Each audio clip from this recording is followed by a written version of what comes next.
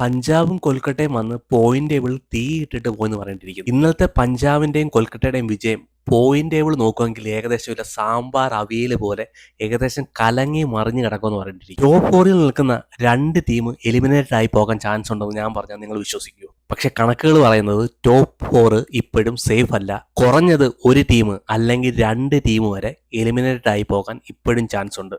അതായത് top four ഇപ്പോഴും safe അല്ല എന്നാണ് അതിന്റെ അർത്ഥം. നമുക്കൊന്ന് പരിശോധിക്കാം ഓരോ ടീമിന്റെ വിജയ സാധ്യതകൾ, തുറന്നുള്ള മത്സരങ്ങൾ, എത്ര പോയിന്റ് വേണം പ്ലേ ഓഫ് ഉറപ്പിക്കാൻ എന്നുള്ള കാര്യങ്ങൾ നമുക്കൊന്ന് പരിശോധിച്ചു പോകാം. ഇന്നലത്തെ വിജയത്തോടു കൂടി പ്ലേ ഓഫിലോട്ടുള്ള എല്ലാ വാതിലുകളും KKR തുറന്നിട്ടു എന്ന് തന്നെ പറയേണ്ടിയിരിക്കുന്നു. ഏകദേശം പ്ലേ ഓഫിലേക്ക് KKRും വന്നു.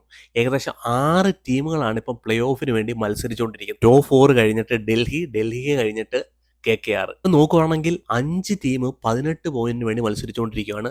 ഇവിടുത്തെ ഒരു രസകരമായ ഒരു കാര്യം, 18 പോയിന്റ് നേടിയാലും പ്ലേ ഓഫ് ഈ പ്രാവശ്യം ഉറപ്പാക്കാൻ കഴിയത്തില്ലെന്നാണ് പറഞ്ഞു വരുന്നത്. 18 പോയിന്റ് നേടിയാലും ഈ പ്രാവശ്യം പ്ലേ ഓഫിലോട്ട് ആരൊക്കെ കയറും ആരൊക്കെ കയറത്തില്ല എന്നുള്ള കാര്യം ഇപ്പോൾ പറയാറായിട്ടില്ല. അത് നോക്കുകയാണെങ്കിൽ RCBക്ക് മാത്രമേ ഉള്ളൂ 16 പോയിന്റ്, പഞ്ചാബിന് 15 പോയിന്റ്, ബാക്കിയുള്ള ടീമെല്ലാം 14, 12 പോയിന്റ് കിടക്കുന്നേ ഉള്ളൂ. ഈ പ്രാവശ്യത്തെ IPL നോക്കുകയാണെങ്കിൽ 16 പോയിന്റ് നേടുന്ന ഒരു ടീമും പ്ലേ ഓഫിലോട്ട് ക്വാളിഫൈ ആവത്തില്ല എന്ന് തന്നെ പറയേണ്ടിയിരിക്കുന്നു. 16 പോയിന്റിൽ കൂടുതൽ നേടിയാൽ മാത്രമേ ഈ പ്രാവശ്യത്തെ പ്ലേ ഓഫിലോട്ട് ക്വാളിഫൈ ആവത്തുള്ളൂ. പോയിന്റ് ടേബിൾ ഒന്ന് പരിശോധിക്കുകയാണെങ്കിൽ RCB 16 പോയിന്റുമായിട്ട് നിൽക്കുന്നു, പഞ്ചാബ് 15 പോയിന്റുമായിട്ട് നിൽക്കുന്നു, മുംബൈ 14 പോയിന്റുമായിട്ട് നിൽക്കുന്നു, ഗുജറാത്ത് 14 പോയിന്റുമായിട്ട് നിൽക്കുന്നു.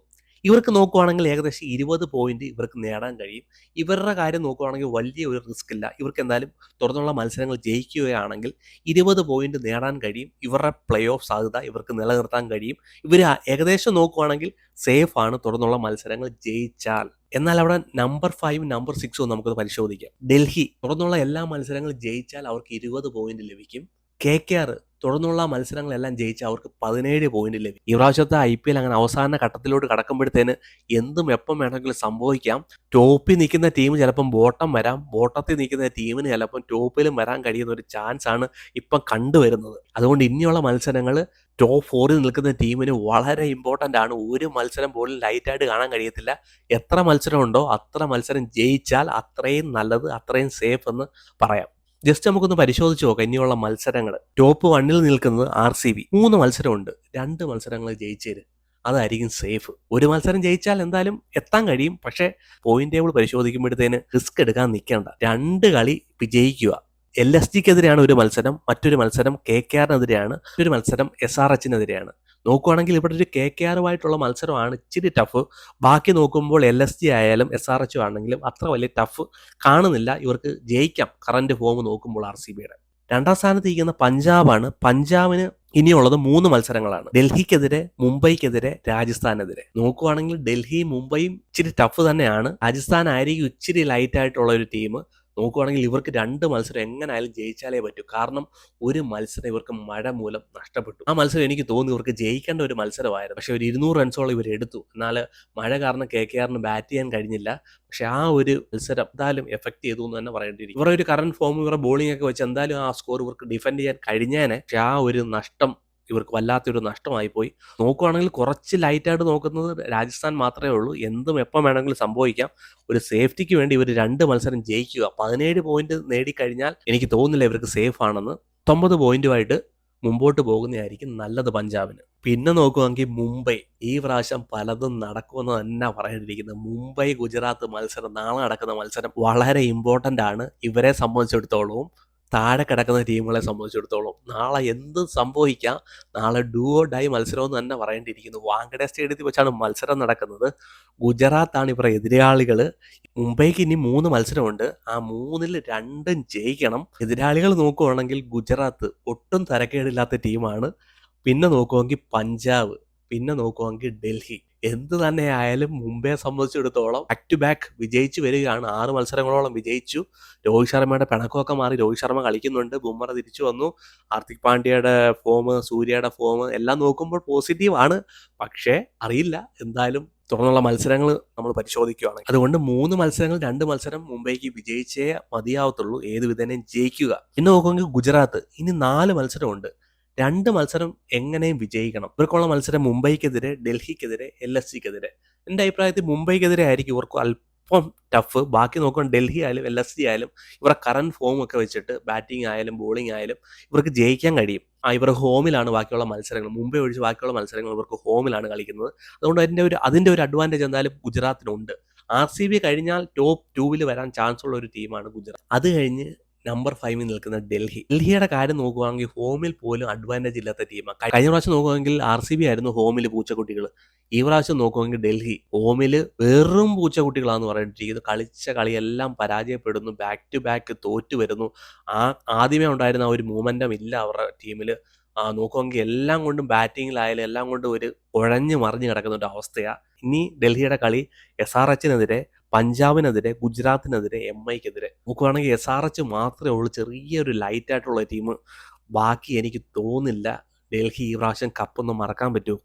അടുത്ത പ്രാവശ്യം കപ്പടിച്ചാൽ മതിയോ? ഈ പ്രാവശ്യം നിങ്ങളുടെ ഒരു പെർഫോമൻസ് കണ്ടിട്ട് നിങ്ങൾക്ക് കപ്പ് കിട്ടുമെന്നും പ്ലേ ഓഫിലോട്ട് കടക്കാൻ പറ്റുമെന്നും തോന്നുന്നില്ല. ഈ പ്രാവശ്യം എന്തായാലും ഡൽഹി കപ്പില്ലാതെ പോകാനാണ് ചാൻസ് അവിടെ കാണുന്നത്. പിന്നെ നോക്കുകയാണെങ്കിൽ നമ്പർ 6 KKR. ഇന്നലത്തെ വിജയം ഏറ്റവും കൂടുതൽ ബെനിഫിറ്റ് ഉണ്ടാക്കി കൊടുത്തത് KKRനാണ്.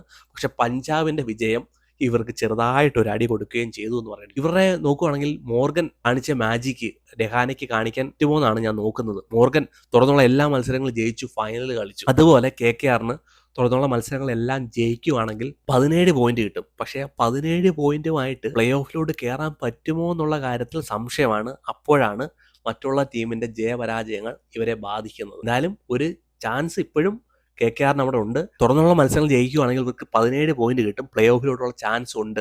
കാരണം ഇവരുടെ തുറന്നുള്ള മത്സരങ്ങൾ പരിശോധിക്കുമ്പോൾ CSK ആണ്. CSK നമുക്കറിയാം ഈ പ്രാവശ്യത്തെ ഫോം. അത് കഴിഞ്ഞ് SRH ആണ്. രണ്ടും കണക്കാണ്. തമ്മിൽ ഭേദം തൊമ്മൻ എന്ന് പറയുന്ന ഒരു ടീമാണ് രണ്ടും. പിന്നെ നോക്കുകയാണെങ്കിൽ RCBക്കാണ് കുറച്ച് ടഫ്. പക്ഷേ ചിന്നസ്വാമി സ്റ്റേഡിയത്തിലാണ് മത്സരം. RCBയെ ചിന്നസ്വാമി സ്റ്റേഡിയത്തിൽ വെച്ച് തോൽപ്പിച്ച ചരിത്രം എന്തായാലും KKRനുണ്ട്. ആ ചരിത്രം ആവർത്തിക്കുകയാണെങ്കിൽ KKRന് ഈ പ്രാവശ്യം 17 പോയിന്റുമായിട്ട് വരാം. പക്ഷേ മറ്റുള്ള ടീമിന്റെ ജയപരാജയങ്ങൾ ഇവരെ ബാധിക്കും. അതനുസരിച്ചായിരിക്കും ഇവരുടെ ഒരു പോക്ക്. പക്ഷേ 3 മത്സരങ്ങൾ ജയിച്ച് ഒരു ഫൈറ്റ് കാണിക്കുക, നിങ്ങളുടെ പെർഫോമൻസ് കാഴ്ചവെക്കുക. നമുക്ക് പരിശോധിക്കേണ്ടത് ഇന്നലത്തെ മത്സരം പഞ്ചാബ് KKRന്റെ വിജയം ഏതൊക്കെ ടീമിനെ ബാധിച്ചു, ഏതൊക്കെ ടീമിന് ബെനിഫിറ്റ് ഉണ്ടാക്കി കൊടുത്തു എന്ന് പരിശോധിക്കുകയാണെങ്കിൽ ബെനിഫിറ്റ് ഉണ്ടാക്കിയത് പഞ്ചാബും KKRനും തന്നെയാണെന്ന് പറഞ്ഞിട്ടിരിക്കുന്നു. ബാക്കിയുള്ള ടീമിന് അത് നഷ്ടം തന്നെയായിരുന്നു ഇന്നലത്തെ ഇവരുടെ വിജയം. നമ്മളൊന്ന് പരിശോധിക്കുകയാണെങ്കിൽ 94% ചാൻസ് ആണ് RCBക്ക്. ഇന്നലത്തെ ഇവരുടെ വിജയം 1% നഷ്ടം ഉണ്ടാക്കി കൊടുത്തു. ഗുജറാത്ത് 89% ചാൻസും ഗുജറാത്തിന് 1% നഷ്ടവും. പഞ്ചാബ് 84% ചാൻസും 15% അഡ്വാൻറ്റേജും കിട്ടി ഇന്നലത്തെ വിജയം ഇവർക്ക്. 50% അഡ്വാൻറ്റേജ് ആണ് ഇന്നലെ കിട്ടിയത്, ചാൻസ് ആണ് ഇവർക്ക് ഇന്നലെ കിട്ടിയത് ഇവരുടെ വിജയം. അതുപോലെ തന്നെ മുംബൈ 77% ചാൻസും 2% നഷ്ടവും സംഭവിച്ചു. പിന്നെ നോക്കുമെങ്കിൽ ഡൽഹി 45% ചാൻസ് ഉണ്ട് ഇവർക്ക്, 5% നഷ്ടം സംഭവിച്ചു ഇന്നലത്തെ KKR പഞ്ചാബിന്റെ വിജയം. പിന്നെ നോക്കുകയാണെങ്കിൽ KKR 11% ചാൻസ് ആണ് KKRനുള്ളത്, 4% നഷ്ടം സംഭവിച്ചു പഞ്ചാബ് ഇന്നലെ ജയിച്ചത്. KKR ഇന്നലെ അഡ്വാൻറ്റേജ് ഉണ്ടായി, പക്ഷേ പഞ്ചാബ് ജയിച്ചപ്പോഴത്തേന് അത് 4% നഷ്ടം അവർക്ക് സംഭവിച്ചു. പിന്നെ നോക്കുകയാണെങ്കിൽ LSG പ്രാവശ്യം എന്തായാലും വലിയ ചാൻസ് ഒന്നുമില്ല.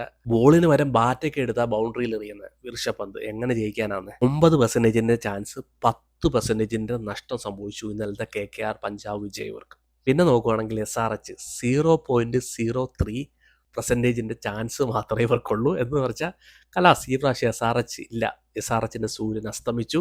എന്തായാലും SRHന്റെ സൂര്യൻ എല്ലാവരും കൂടെ കടലിൽ മുക്കി താഴ്ത്തിയെന്ന് തന്നെ പറയേണ്ടിയിരിക്കുന്നു. ഇതാണ് ചാൻസ്. ഇന്നലത്തെ പഞ്ചാബ് KKRന്റെ വിജയം ഇങ്ങനെയാണ് ടീമുകളെ ബാധിച്ചത്. ഇനി ടോപ്പ് 2 വരാൻ ചാൻസ് ഉള്ള ടീം നമ്മൾ പരിശോധിക്കുകയാണെങ്കിൽ RCBക്ക് 58% ചാൻസ് ഉണ്ട് ടോപ്പ് 2 വരാൻ. ഗുജറാത്ത് 54% ചാൻസ് ഉണ്ട് അവർക്ക് ടോപ്പ് 2 വരാൻ. അതുപോലെ തന്നെ പഞ്ചാബിന് 42% ചാൻസ് ഉണ്ട് ടോപ്പ് 2 വരാൻ. MI 31% ചാൻസ് ഉണ്ട് ടോപ്പ് 2 വരാൻ. അതുകൊണ്ട് ഇനിയുള്ള മത്സരങ്ങളെല്ലാം വളരെ നിർണായകമെന്ന് പറയേണ്ടിയിരിക്കുന്നു. ഒരു മത്സരം പോലും ആരും കളയരുത് കേട്ടോ. നിങ്ങൾ മുംബൈ ഫാൻ ആയിരിക്കാം, RCB ഫാൻ ആയിരിക്കാം, GT ഫാൻ ആയിരിക്കാം, പഞ്ചാബ് ഫാൻ ആയിരിക്കാം, ഈവൻ ദോ നിങ്ങൾ KKR ഫാനും ആയിരിക്കാം. നിങ്ങൾക്ക് എല്ലാം ചാൻസും ഉണ്ട്. അതുകൊണ്ട് ഇനിയുള്ള മത്സരങ്ങളെല്ലാം വളരെ ഇമ്പോർട്ടൻ്റ് ആണ്. എന്നും എപ്പോൾ വേണമെങ്കിലും സംഭവിക്കാം. നിങ്ങളുടെ ഫേവറേറ്റ് ടീമിന് പുറത്തു പോകാനുള്ള ചാൻസും ഉണ്ട്, എന്നാൽ നിങ്ങളുടെ ടീമിന് പ്ലേ ഓഫ് കളിക്കാനുള്ള ചാൻസും ഉണ്ട് എന്ന് തന്നെ പറയേണ്ടിയിരിക്കുന്നു. അതുകൊണ്ട് ഇനിയുള്ള കളികളെല്ലാം മറക്കാതെ കാണുക.